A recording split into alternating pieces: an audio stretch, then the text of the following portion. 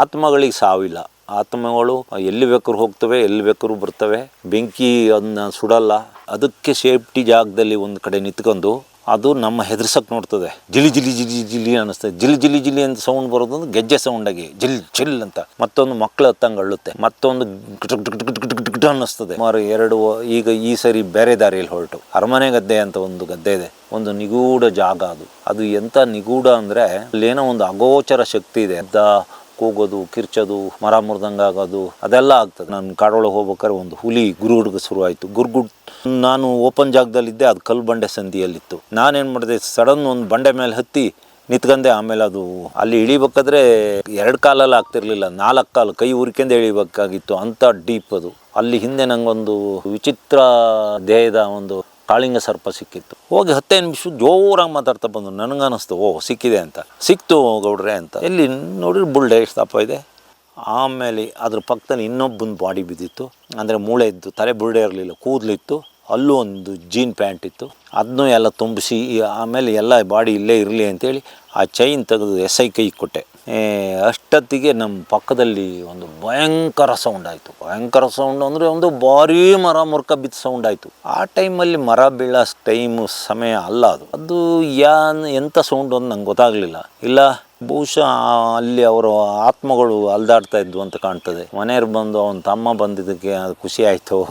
ಅವೇ ಮರ ದೂಕಿ ಬೀಳಿಸಿದ್ವು ಆತ್ಮನೆ ಏನೋ ಒಂದಾಯಿತು. ಅಷ್ಟೊತ್ತಿಗೆ ನಮಗೇನು ಹೆದರಿಕಿರಲಿಲ್ಲ. ಅಷ್ಟೊತ್ತಿಗೆ ನಮ್ಮ SP ಹೊರಡಿ ಇಲ್ಲಿ 5 ನಿಮಿಷ ಇಲ್ಲ ಕೊಡ್ದು ಹೊರಡಿ ಅಂತ ಎಲ್ಲ ಗಡಿ ಬಿಡಿ ತಗೊಂಡು ಎಲ್ಲ ಗುಡ್ಡ ಹತ್ತಿ ಬಂದು ಎಲ್ಲ ತಗೊಂಬಂದಾಯಿತು.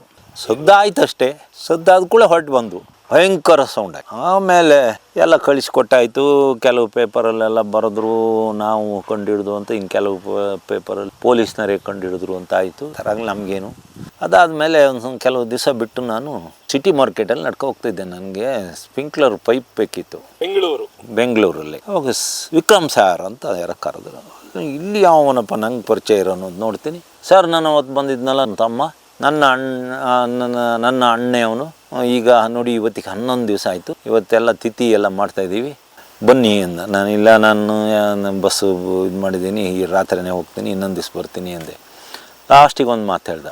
ನನ್ನ ಅಣ್ಣನ ಕುತ್ತಿಗೆಯಲ್ಲಿ ಒಂದು ಗೋಲ್ಡ್ ಚೈನ್ ಇತ್ತು, ಅದರಲ್ಲಿ ಶಿರಡಿ ಸಾಯಿಬಾಬನ ಒಂದು ಡಾಲರ್ ಇತ್ತು ಅಂತ. ಡಾಲರಲ್ಲಿ ಎಂಥ ಒಂದು ಇತ್ತು ಅಂತ. ಓ ನೀವು ಆವಾಗಲೇ ಹೇಳೋದಲ್ಲೇನ್ರಿ? ಇಲ್ಲ, ಆವಾಗ ಭಯಂಕರ ಸೌಂಡ್ ಆಯಿತು. ಆಮೇಲೆ ನೀವು ಬೇರೆ ಅಷ್ಟೆಲ್ಲ ಕಷ್ಟಪಟ್ಟು ಹುಡುಕಿದ್ರಿ, ನಡೆದು ಸುಸ್ತಾಗಿತ್ತು, ನಾನು ಹೇಳೋದು ಸರಿಯಲ್ಲ ಅಂತ ಸುಮ್ಮನೆ ಅದೇ ಅಂದ. ಸರಿ ನೋಡೋಣ ತಡೀರಿ ಅಂದೆ. ಬಂದ ನಾನು ಈ ಸರಿ ಮತ್ತೆ ಶಿರಾಡಿ ಘಾಟಿ ಕಡೆ ಹತ್ತಿ ಬಂದೆ. ಆವಾಗ ಎಲ್ಲ ಸಂಸಾರಿಗಳು ಎಲ್ಲ ಇದ್ದರು. ನಮ್ಮ ಮುಂಜಾಬಾದ್ ಕ್ಲಬ್ಬಿನ ಕೆಲವು ಸದಸ್ಯರು ನನ್ನ ಜೊತೆ ಇದ್ದರು, ನಮ್ಮ ಫ್ರೆಂಡ್ಗಳು. ಆಮೇಲೆ ಒಂದು 4 ಜನ ಒಳ್ಳೆ ಹುಡುಗರು ಕರ್ಕೊಬಂದಿದ್ದೆ. ಅವರು ಬೇಕಾದ್ರೆ 1 ತಿಂಗಳು ಬೇಕಾದ್ರೆ 1 ವಾರ ಬೇಕಾದ್ರೆ ಕಾಡಲ್ಲೇ ಏನು ಊಟ ಇಲ್ದಲೆ ಅಲ್ಲಿ ಏನು ಸಿಕ್ಕಿದ್ದು ಹಿಡ್ಕೊಂಡು ತಿನ್ನೋ ಅಂತ ಬದುಕ ಅಂತಾರನ್ನು ಹಿಡ್ಕೊಬಂದಿದ್ದೆ. ಅವ್ರನ್ನ ಕರ್ಕೊಬಂದೆ. ಅಲ್ಲಿಂದ ಬಂದು ಸುಮಾರು ಈಗ ಈ ಸರಿ ಬೇರೆ ದಾರಿಯಲ್ಲಿ ಹೊರಟು ಅರಮನೆ ಗದ್ದೆ ಅಂತ ಒಂದು ಗದ್ದೆ ಇದೆ. ಒಂದು ನಿಗೂಢ ಜಾಗ ಅದು ಎಂಥ ನಿಗೂಢ ಅಂದರೆ ಅಲ್ಲೇನೋ ಒಂದು ಅಗೋಚರ ಶಕ್ತಿ ಇದೆ. ರಾತ್ರಿ ಅಲ್ಲಿ ಮಲಗಿದಾಗ ಶಬ್ದ, ಕೂಗೋದು, ಕಿರ್ಚೋದು, ಮರ ಮುರಿದಂಗೆ ಆಗೋದು ಅದೆಲ್ಲ ಆಗ್ತದೆ. ಅದು ಎಲ್ಲಿಂದ ಬಂದರೂ ಆ ನಿಗೂಢ ಮನುಷ್ಯರು ಯಾರೋ ಬಂದು ಅಲ್ಲಿ ಸುಮಾರು ಒಂದು 5 ಎಕರೆ ಅಷ್ಟು ಬೆಟ್ಟದ ತುದಿಯಲ್ಲಿ ಭತ್ತ ಬೆಳೆದು ಆ ಕಾಲದಲ್ಲಿ ಒಂದು ಡ್ಯಾಮ್ ಕಟ್ಟರೆ 2-3 ಟನ್ ಅಷ್ಟು ದಪ್ಪದ ಕಲ್ಲುಗಳನ್ನೆಲ್ಲ ತಂದು ಒಂದು ಕಟ್ಟೆ ಮಾಡಿದ್ದಾರೆ.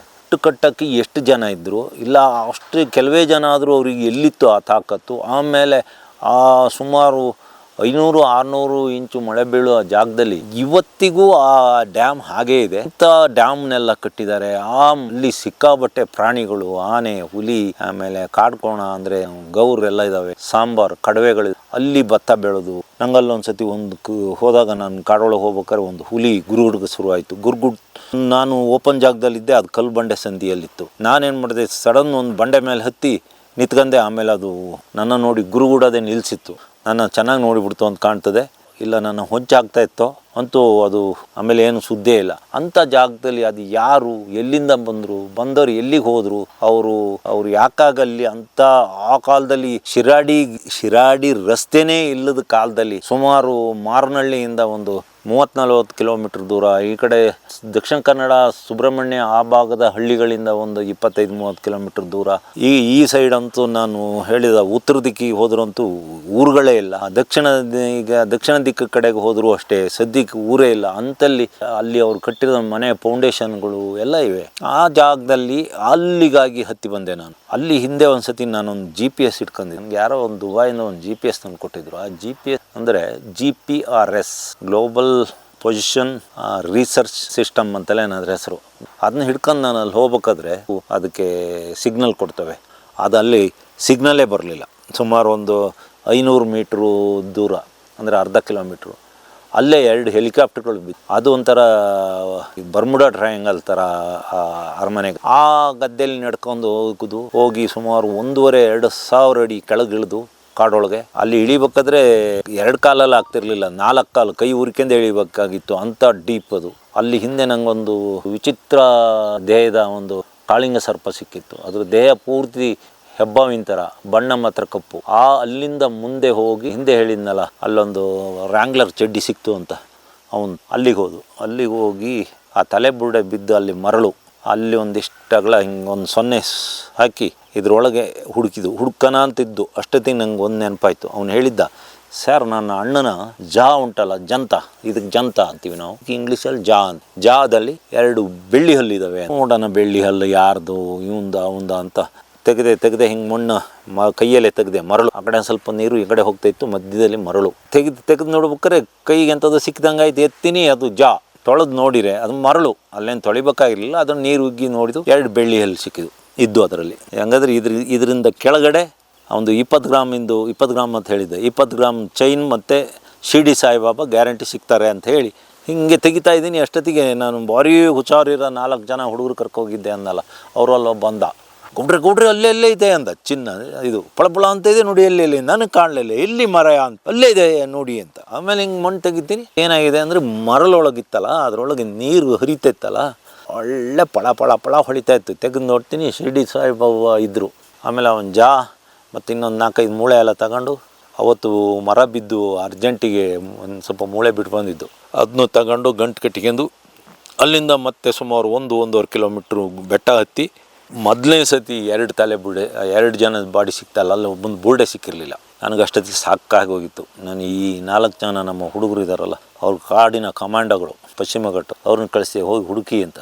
ಇದೇ ನೀರಲ್ಲಿ ಹೋಗಿ ಒಂದು ತಲೆ ಬುರುಡೆ ಎಂಥದಕ್ಕೋ ಸಿಕ್ಕಾಕೊಂಡಿರ್ತದೆ. ಇಲ್ಲ ಅಂದರೆ ಇನ್ನು ಕೆಳಗಡೆ ದೊಡ್ಡ ನದಿ, ಅದು ಸೀದಾ ಶಿರಾಡಿ ರೋಡ್ನ ಕ್ರಾಸ್ ಮಾಡ್ತದೆ. ಅದು ಎಲ್ಲಿ ಕ್ರಾಸ್ ಮಾಡೋದು ಅಂದರೆ, ನಾವು ಶಿರಾಡಿ ಸಕಲೇಶ್ಪುರ ಕಡೆಯಿಂದ ಬರ್ಬೇಕಾದ್ರೆ ಶಿರಾಡಿ ಘಾಟಿಯ ಮಧ್ಯ ಭಾಗಕ್ಕೆ ಬಂದಾಗ, ಒಂದು ಮಟ್ಟ ಜಾಗಕ್ಕೆ ಬಂದಾಗ, ಬಲದ ಕಡೆಯಿಂದ ಒಂದು ವರ್ಷದ ಎಲ್ಲ ಕಾಲದಲ್ಲೂ ತಿಳಿಯಾಗಿ ಹರಿಯೋದೊಂದು ನದಿ ಬರ್ತದೆ. ಅದು ನಮ್ಮ ಅಗ್ನಿಗ್ರಾಮ ಅಂತ, ಅಲ್ಲಿ ಮೂರ್ಕಂಡ್ ಗುಡ್ಡ ಅಂತ, ಅಲ್ಲಿ 3-4 ನದಿಗಳು ಹುಟ್ಟುತ್ತವೆ. 2 ನದಿಗಳು ಬೇ ಆಫ್ ಬೆಂಗಾಲ್ ಹೋದರೆ, 2 ನದಿಗಳು ಅರಬ್ಬಿ ಸಮುದ್ರ ಸೇರ್ತವೆ. ಅದರಲ್ಲಿ ಇದೊಂದು ನದಿ, ಅದು ಸಿಗ್ತದೆ. ಅಲ್ಲಿಗೆ ಹೋದರೆ ಸಿಗಲ್ಲ, ಹುಡುಕಿ ಅಂತ. ಹೋಗಿ 15 ನಿಮಿಷ ಜೋರಾಗಿ ಮಾತಾಡ್ತಾ ಬಂದು ನನಗನ್ನಿಸ್ತು, ಸಿಕ್ಕಿದೆ ಅಂತ. ಸಿಕ್ತು ಗೌಡ್ರೆ ಅಂತ. ಎಲ್ಲಿ ನೋಡಿದ್ರೆ ಬುರುಡೆ ಎಷ್ಟು ದಪ್ಪ ಇದೆ. ಅದು ಕಲ್ಲುಗಳಿಗೆಲ್ಲ ಹೊಡ್ಕಂದ ಏನೋ ಒಂದು 2-3 ಹಲ್ಲೆಲ್ಲ ಕಿತ್ಕೋಗಿದ್ದು, ಬಂಡೆಗಳು ಚಿಕ್ಕ. ಅಲ್ಲೇ ಒಂದು ಬಿದಿರಲ್ಲ ಬೆತ್ತ ಅಂತೀವಿ. ಬೆತ್ತನ ಪಶ್ಚಿಮ ಘಟ್ಟದಲ್ಲಿ 3-4 ಪ್ರಭೇದದ ಬೆತ್ತಗಳಿದೆ. ನಾಗರ ಬೆತ್ತ, ಹಾಲು ಬೆತ್ತ, ಹಂದಿ ಬೆತ್ತ ಅಂತ ಸುಮಾರು ನಮ್ಮಲ್ಲೆಲ್ಲ ಹೆಸರುಂಟವಕ್ಕೆ. ಈ ಬೆತ್ತ ಏನಾಗಿದೆ, ಅದು ಒಂದು ಪರಾವಲಂಬಿ, ಅಂದರೆ ಅದಕ್ಕೆ ಸ್ವಂತ ಇಲ್ಲ, ಯಾವ್ದಾರ ಮರದ ಮೇಲೆ ಹೋಗಿ ಅದು ಬೆಳೆಯೋದು. ಆಮೇಲೆ ಹೀಗೆ ಬಿದ್ದಿತ್ತಂತೆ, ಅದ್ರ ಸಂಧಿ ತಲೆ ಸಿಕ್ಕಾಕಂತಂತೆ ಬುರುಡೆ. ಅದನ್ನು ತಗೊಂಡು ಅಷ್ಟೊತ್ತಿಗೆ 5 ಗಂಟೆ ಆಯಿತು. ತಲೆ ಬುರುಡೆ ಎಲ್ಲ ತಂದು ಅಲ್ಲೇ ಗಂಟು ಕಟ್ಟಿ ಇಟ್ಕೊಂಡು ನಮ್ಮ ತಲೆ ಹತ್ರನೇ ಇಟ್ಕೊಂಡು ರಾತ್ರಿ ಅಲ್ಲೇ ಬೆಂಕಿ ಹಾಕಿ ಸುಮ್ಮನೆ ಮಲಿಕೆ ಬಿಟ್ಟೆ. ಆಮೇಲೆ ಬೆಳಗ್ಗೆ ಎದ್ದು ಕಾಡು ಮನೆಯವರಿಗೆ ನಡೆದು, ಕಾಡು ಮನೆಗೆ ನಮ್ಮ ವೆಹಿಕಲ್ ಎಲ್ಲ ಬಂದು, ಆಮೇಲೆ ಅಷ್ಟೊತ್ತಿಗೆ ಕ್ಯಾಮ್ರಾ ಇವರೆಲ್ಲ ಬಂದರು, ಪೊಲೀಸ್ ಬಂತು. ಅಷ್ಟೊತ್ತಿಗೆ ಎಲ್ಲ ಮುಂಜಾಬಾದ್ ಕ್ಲಬ್ಬಿಗೆ ತಗೊಂಡು ಹೋದು. ಅಲ್ಲಿ ತಗೊಂಡು ಹೋದ್ಮೇಲೆ ಅಲ್ಲೇ ಬಂದು ಫೋಟೋ ಎಲ್ಲ ತಕ್ಕೊಂಡು ಹೋದರು. ಬುರುಡೆ ಆಮೇಲೆ ಚೈನು ಇವರಿಗೆಲ್ಲ ಕೊಟ್ಟೆ. ಆಯಿತು. ಗುಹೆಯಲ್ಲಿ ಒಂದು ಸೌಂಡ್ ಮಾಡುತ್ತೆ ಒಂದು ಪ್ರಾಣಿ, ಆ ಪ್ರಾಣಿನೇ ಮೋಹಿನಿ ಥರ ಆಗುತ್ತೆ. ಆ ಸೌಂಡ್ ಯಾವ ಪ್ರಾಣಿ ಸರ್ ಅದೊಂದು ಗುಹೆಯಲ್ಲಿ ಅಂದರೆ, ಗುಹೆ ಹತ್ರ ಬಂದು ಅದು ಸೌಂಡ್ ಮಾಡಲಿಲ್ಲ, ಕಾಡತ್ರ ಅದು ಗುಹೆ ಹತ್ರ ಕೂಗಿದ್ದು ಕಿರ್ಚಿದ್ದು ಅದೇನೋ ಒಂದು ಅಗೋಚರ ಇದು ಶಕ್ತಿ. ಆದರೆ ಕಾಡಲ್ಲಿ ಕ್ಯಾಂಪ್ ಮಾಡಿದಾಗ ಇಲ್ಲ ಎಲ್ಲರ ಕೂತಾಗ ರಾತ್ರಿ ಕತ್ಲೆಯಲ್ಲಿ ನಾವು ಒಂದು ಕಾಡೊಳಗೆ ಈ ಮುಳ್ಳಂದಿಗಳು ಒಂದು ಸೇಫ್ಟಿ ಜಾಗದಲ್ಲಿ, ಅದಕ್ಕೆ ಸೇಫ್ಟಿ ಜಾಗದಲ್ಲಿ ಒಂದು ಕಡೆ ನಿಂತ್ಕೊಂಡು ಅದು ನಮ್ಮ ಹೆದರ್ಸಕ್ಕೆ ನೋಡ್ತದೆ. ಮುಳ್ಳನ್ನೆಲ್ಲ ಹಿಂಗೆ ಹರಡಿಕೊಂಡು ಜಿಲಿ ಜಿಲಿ ಜಿಲಿ ಜಿಲಿ ಅನ್ನಿಸ್ತದೆ. ಜಿಲಿ ಜಿಲಿ ಜಿಲಿ ಅಂತ ಸೌಂಡ್ ಬರೋದು ಅಂದ್ರೆ ಗೆಜ್ಜೆ ಸೌಂಡಾಗಿ ಜಿಲ್ ಜಿಲ್ ಅಂತ. ಈ ಏನು ಗೆಜ್ಜೆ ಈಗ ಖಾಲಿ ಕಟ್ಕೊಂಡು ಎಲ್ಲ ಡ್ಯಾನ್ಸ್ ಮಾಡೋತ್ತಿಗೆ ಸೌಂಡ್ ಬರ್ತದೆ, ಆ ಥರ ಸೌಂಡ್ ಮಾಡ್ತದೆ. ಮತ್ತೊಂದು ಮಕ್ಕಳು ಹತ್ತಂಗೆ ಅಳ್ಳುತ್ತೆ, ಮತ್ತೊಂದು ಗಿಟ ಅನ್ನಿಸ್ತದೆ, ಆಮೇಲೆ ಹಲ್ಲು ಕಡಿತದೆ ಕಟ ಕಟ ಕಟ ಕಟ ಕಟ ಅಂತ. ಅದೆಲ್ಲ ಮುಳ್ಳಂದಿ. ಅದನ್ನ ಗೊತ್ತಿಲ್ಲದರೆ ಏನು ಮಾಡ್ತಾರೆ, ಇದು ಯಾವುದೋ ಪೀಡೆ ಪಿಸಾಸಿ ದೆವ್ವ. ನಮ್ಮಲ್ಲೆಲ್ಲ ಮಲೆನಾಡಲ್ಲಿ ಈ ಒಂದು ದೆವ್ವ ಅನ್ನೋಕ್ಕೆ ಅದಕ್ಕೆ ಒಂದೊಂದು ಹೆಸರಿಟ್ಟು ಹೇಳ್ತಾರೆ. ಪೀಡೆ ಅಂತಾರೆ, ಪಿಶಾಚಿ ಅಂತಾರೆ, ಗಾಳಿ ಅಂತಾರೆ, ದೆವ್ವ ಅಂತಾರೆ, ಆಮೇಲೆ ಇನ್ನು ಹಿಂಗೆ ಹೇಳ್ತಾರೆ. ಅದು ಆಗ್ತದೆ, ಅದು ಮಾಡ್ತವೆ.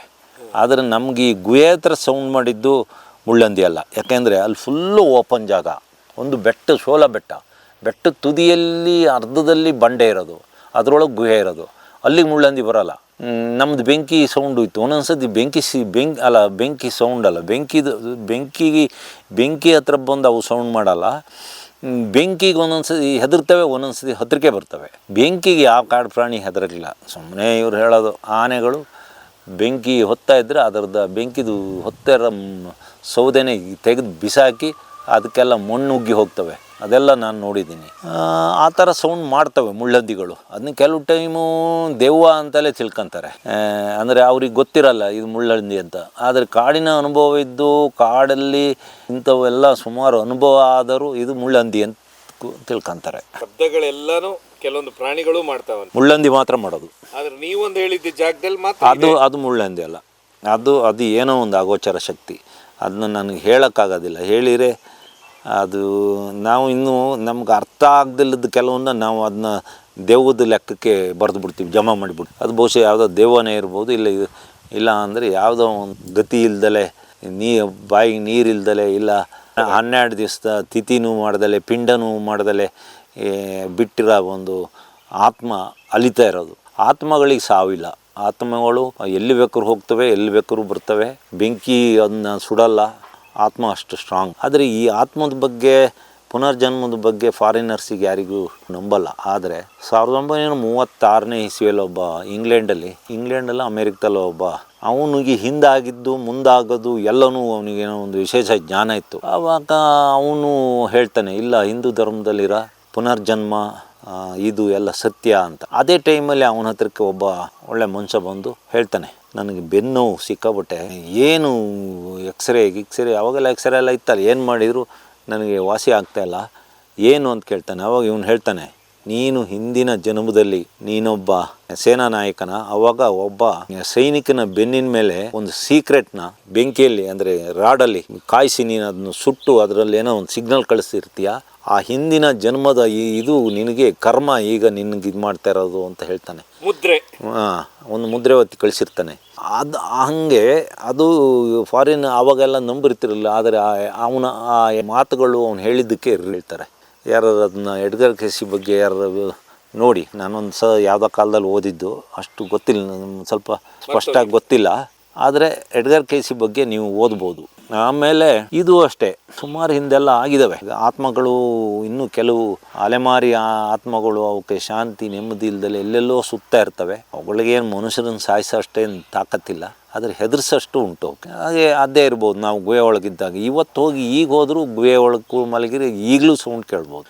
ಮೊನ್ನೆ ನಮ್ಮಲ್ಲಿಂದ ಒಂದು ಸ್ವಲ್ಪ ಜನ ಹುಡುಗರು ಎಲ್ಲ ಪಿಕ್ನಿಕ್ ಹೋಗಿದ್ರಂತೆ ಅಲ್ಲಿಗೆ, ಆ ಗುಡ್ಡಕ್ಕೆ. ಅವ್ರಿಗೆ ರಾತ್ರಿ ಎಲ್ಲ ಮಲಗೋಕ್ಕೆ ಬಿಟ್ಟಿಲ್ಲ. ಕಾಡು ಮರ ಎಲ್ಲ ಮುರಿದು ಸೌಂಡಾಗಿ ಎಲ್ಲ ರಾತ್ರೆಲ್ಲ ನಿದ್ದೆ ಮಾಡ್ದಲೆ ಅವ್ರ ಜೊತೆ ಹೋದ ರಾತ್ರೆಲ್ಲ ಬೊಗಳಿ ಎಲ್ಲ ಓಡಿ ಬಂದ್ಬಿಟ್ಟಾರೆ. ಅದೇ ಜಾಗದಲ್ಲಿ 1 ಕಿಲೋಮೀಟ್ರು, ಒಂದು ಅರ್ಧ ಕಿಲೋಮೀಟ್ರು ಅದೊಂದು ಅರಮನೆ ಗದ್ದೆಯಿಂದ ಆ ಗುಹೆ ಇದೆಯಲ್ಲ, ಆ ಮಧ್ಯದಲ್ಲಿ ಹಾಗಾಗ್ತದೆ. ಅದು ನಾನು ಅದನ್ನ ಅನುಭವಿಸಿನಿ. ಕೆಲವು ಟೈಮ್ ಪ್ರಾಣಿಗಳಂಗೆ ಗುಡ್ಡದ ಮೇಲೆ ಕಾಣಿಸ್ಕೊಳ್ತದೆ. ಅಲ್ಲಿ ಹೋಗಿ ನೋಡಿದ್ರೆ ಏನೂ ಇರಲ್ಲ. ಅದೊಂದು ಜಾಗ ಅದಾಗುತ್ತೆ. ಅದನ್ನ ಸುಳ್ಳು ಅನ್ನೋರು ಹೋಗಿ ನೋಡ್ಕೊಂಬನ್ನಿ ಬೇಕಾದರೆ. ಆದರೆ ಈಗ ಹೋಗಬಾರ್ದು. ಈಗ ಪಶ್ಚಿಮ ಘಟ್ಟದ ಬಾಗಿಲು ಹಾಕಿ ಆಯಿತು. ಈಗ ಮಳೆಗಾಲ ಶುರುವಾಯಿತು. ಅಲ್ಲಿ ನೀವು ಹೋದ್ರ ಮೇಲೆ ನಾವು ಹುಡುಕಿ ಬರೋದು ದೊಡ್ಡ ರಗಳೆ, ಕಷ್ಟ ಆಗ್ತದೆ, ಹೋಗಬೇಡಿ. ಸೊ ಈ 3 ಜನ ಹುಡುಕಿದ್ರಲ್ಲ ಸರ್, ಕೊನೆಗೂ ಅವ್ರದ್ದು ಇದು ಎಲ್ಲ ಹೋಯ್ತು, ನಿಮಗೆ ಸರ್ಕಾರದಿಂದ ಏನೂ ಬರಲಿಲ್ಲ, ಒಂದು ಸೇವೆ ಅಷ್ಟೇ ಸಲ್ಲಿಸಿ. ನಮ್ಮ ಜೀವ ಎಲ್ಲನೂ ಪಣಕ್ಕಿಟ್ಟು ನಾವು ಹುಡುಕಿದ್ವು. ನಾವು ಹುಡುಕ್ಲಿಲ್ಲ ಅಂದರೆ ಇವತ್ತು ಅವ್ರನ್ನ ಅವ್ರ ಮನೆಯವರಿಗೆ ಈ ಪೊಲೀಸ್ನವ್ರು ಕಾಟ ಕೊಡ್ತಲೇ ಇರ್ತಿದ್ರು, ಎಲ್ಲಿದ್ದಾರೆ ನಿಮ್ಮ ಮಕ್ಕಳು. ಆದರೆ ನಮ್ಮ ಒಂದು ಕರೆದು ಒಂದು ಮಾತಾಡಿಸ್ಲಿಲ್ಲ, ಕರೆದು ಸನ್ಮಾನ ಮಾಡ್ತಾರೆ. ನಮ್ಮನ್ನು ಯಾರನ್ನೂ ಕರೀಲೂ ಇಲ್ಲ. ನಮ್ಮ ಅಂದರೆ ನಮ್ಮ ಟೀಮು, ನಾನೊಬ್ಬನೇ ಅಲ್ಲ, ಕರೀಲೂ ಇಲ್ಲ, ನಮ್ಮ ಯಾರು ಗುರುತಿಸ್ಲೂ ಇಲ್ಲ. ಅವ್ರವ್ರ ಅಲ್ದಾಗ ನಾವೇ ಏನೋ ಮಾಡಿ ಕಟ್ಟೆ ಹಾಕಿದ್ದು ಅಂತ ಹೇಳಿ ಮಾಡಿರು. ಅದಾದಮೇಲೆ 3-4 ಜನ MLAಗಳು ಬಂದರು, ಅವರು ನಮಗೆ ಗುರುತಿಸ್ಲಿಲ್ಲ. ಅದ್ರ ತೊಂದರೆ ಇಲ್ಲ, ಪ್ರಪಂಚಕ್ಕೆ ಗೊತ್ತಲ್ಲ. ಶಿರಾಡಿಗೆ ಒಂದು 100 ಸರಿ ಹೋಗ್ಬಿಟ್ಟಿದ್ದೀರಾ.